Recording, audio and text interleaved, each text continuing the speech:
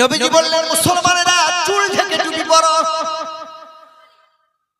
স্টাইলি টুপি না, কিভাবে চুলটা সুন্দর করে ঢেকে পরো।